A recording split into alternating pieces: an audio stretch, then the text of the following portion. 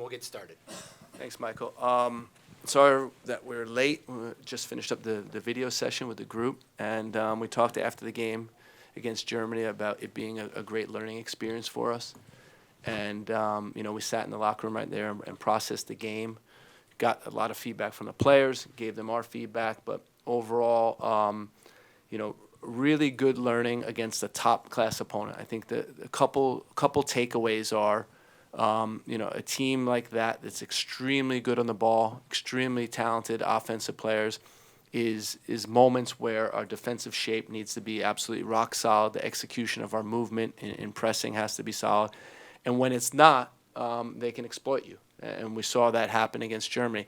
And then as we move lower onto the field, just the organization of defending in and around the penalty box has to be there. It's not about the back four. It's about collectiveness. It's about 7 players, 8 players getting into position, having those good lines that's difficult to break through. And on the goals, our lines weren't connected enough and weren't clear enough, and it made open space for Germany. So that's against the ball. With the ball, really good moments of disorganizing them. And then for me, it's about picking out the moments when we attracted them to one side of the field and how quickly can we move the ball to the other side of the field and exploit open space. When we did that, we created chances. When we didn't do that, we got locked into one side. And lastly, in and around the penalty box, I think there were too often early crosses when we didn't have numbers in the penalty box, and I think that's the time where we have them a little bit on the ropes, a little bit back, and we need to take advantage of maintaining the ball, waiting for the right opening to exploit. And I think we crossed the ball, let them off the hook too easily. So good experience for us. I think Germany is a team that's going to be is always difficult to play. When you look at their numbers from the last World Cup, they dominate possession in every game they play in. And it was a good opportunity for our guys to compete against a good opponent. We'll start with Stephen Goff from the Washington Post. Greg, thanks. Turning the page, looking forward, Yeah. how is this game different? And along those lines, what about personnel changes, absences, things you might want to try to do differently? Personnel, we may make a few changes, but for us, it's about continuing on with how we do things and trying to improve in these areas. Ghana still has world-class players, is an experienced international team, and played in the last World Cup. So for us, it's about how do we take what we learned from Germany and apply it against Ghana, and specifically, in possession, how are we taking up good positions, have good structure in our offensive game, and then defensively, doing the small things, getting our pressure right and our shape right, especially in the defensive third. Megan. Hi, Greg. Meg Swanek. I'm wondering if you can talk a little bit about the midfield specifically against Germany. You started Gio, Wes, and Musa. How did you intend to use them? Do you feel it was effective? And is there anything you want to trial differently in tomorrow's game? Yeah, in Germany, we started with defending in a 4-4-2, and with Gio higher.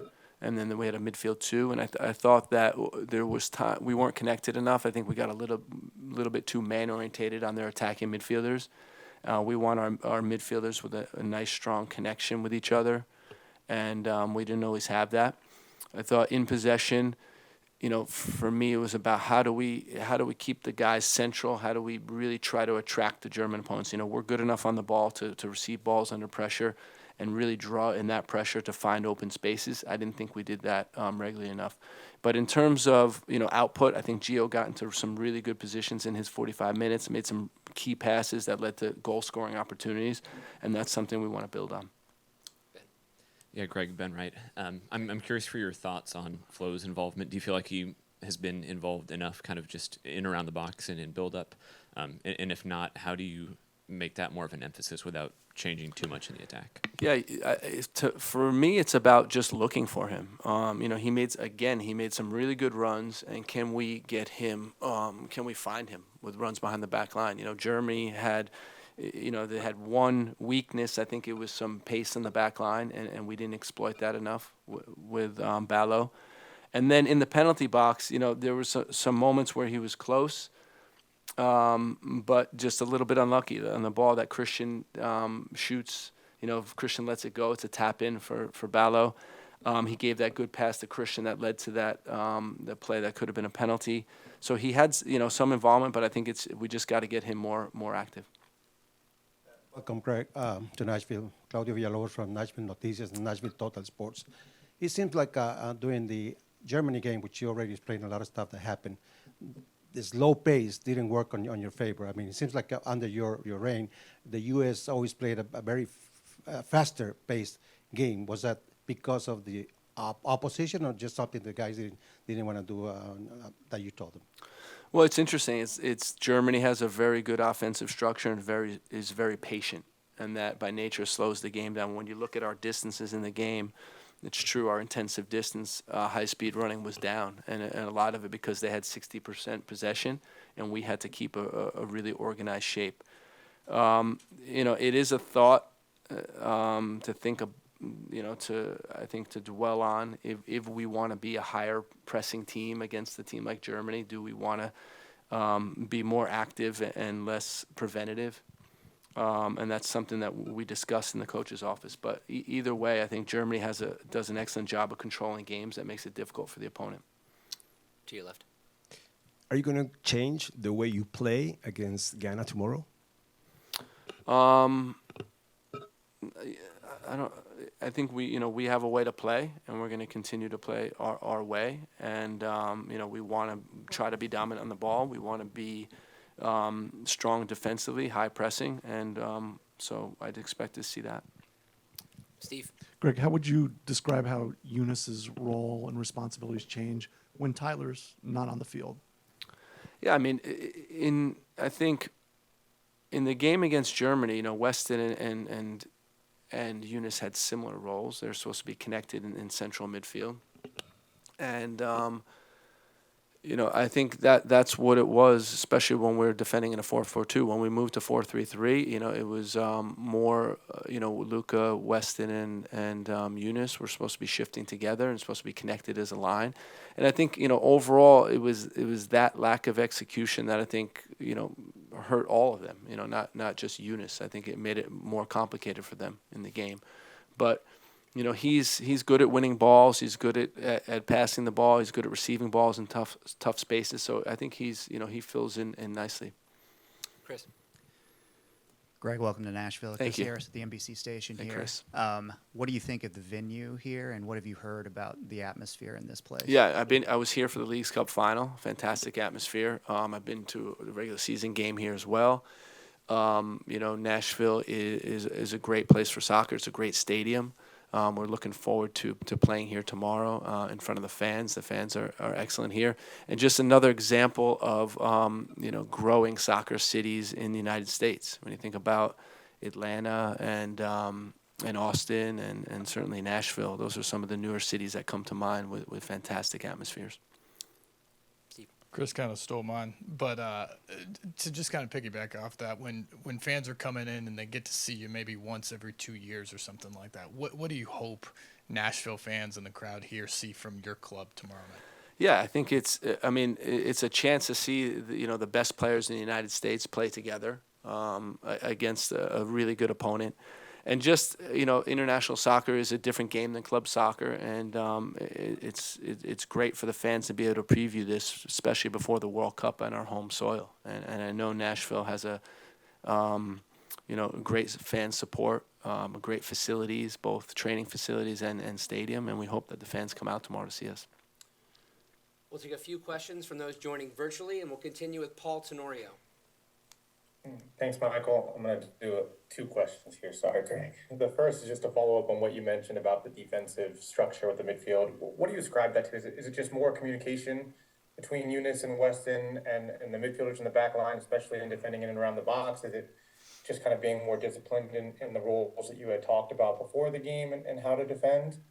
And then on the flip side, on the attacking end, you talked about maybe serving crosses too early. You had mentioned that some of the runs that Balogun does well are similar to the back shoulder runs you saw a lot of in Columbus when you were coaching. Is there an idea that you have there and kind of how you want the service to look or what you want the team to do when they are getting in behind the line like Tim did a bunch against Germany, getting in behind and looking for those crosses? What do you want to be able to complete those attacks that maybe you didn't do against Germany that you can build on moving forward because of what Ballo does and what Tim does? Thank you. Yeah, I think Ballo is extremely dangerous when we have controlled possession in around the penalty box, making those small little runs behind the back line, and also build up from midfield. When we're at midfield, him the ability to stretch the field and get behind the back line, and it's just looking for them. Against Germany, when they released with their fullbacks, they were 1-versus-1 on the back line, and that was a great opportunity for Ballo, for us to activate Ballo behind the back line. In terms of the defensive organization, it's really just getting your shape and getting into those block, a block of 4 and 3 or 4 and 4, and staying disciplined with that. It's communication. We had times where we had midfielders moving onto the back line. There's a big gap in front of the back line because of that. And, examples where midfielders are tracking attacking mids, running through, where center backs can pick them up.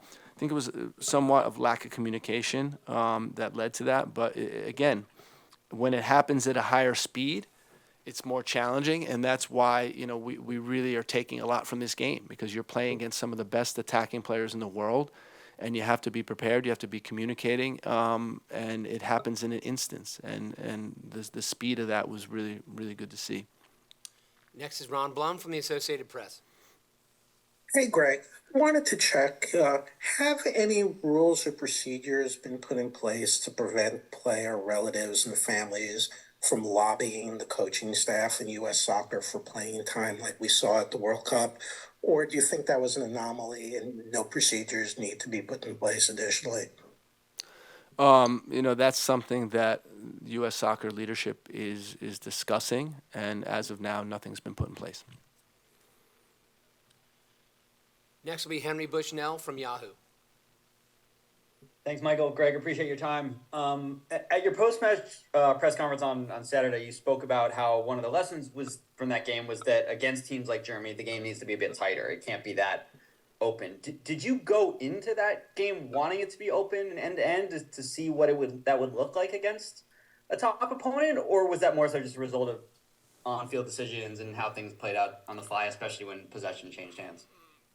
No, I think that I think the openness comes from lack of positioning, lack of structure while we're attacking. I think it's interesting that when you have guys trying to interchanging position, you lose shape sometimes, and that's what happened. When I talk about openness, it's mostly in transition moments, and that's where we needed to improve. There are moments where we have a corner attack or an offensive threat, and they end up coming down to our end. And that's positioning while attacking. I think we cleaned that up towards the second half a bit more. But, it's certainly something that we need to be aware of, because you can't give up chances. Your shape needs to be good at all times in games like that. Next is Doug McIntyre from Fox.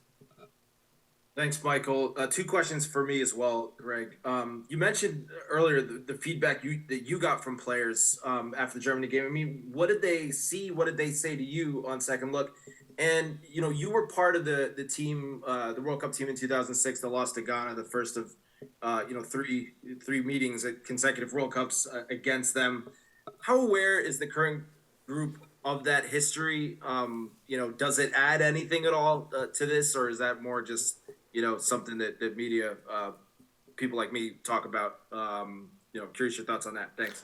Well, it is unusual that we met them 3 times in consecutive World Cups, and it does add to, I think, a little bit of the legacy of our rivalry. But those are World Cup games, and it is somewhat different.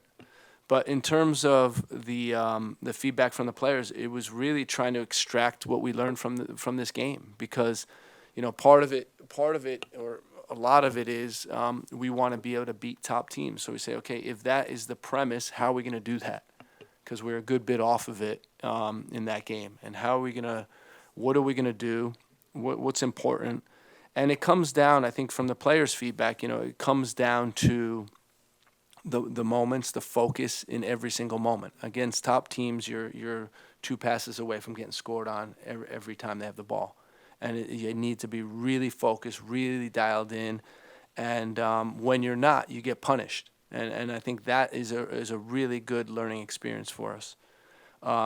You know, part of the defensive work and shape is, again, similarly, if you're not focused, you're not preventing passes, they'll access the passes that you don't want them to and you get hurt. Thanks, Greg. Thanks, everyone. The mix zone is now open.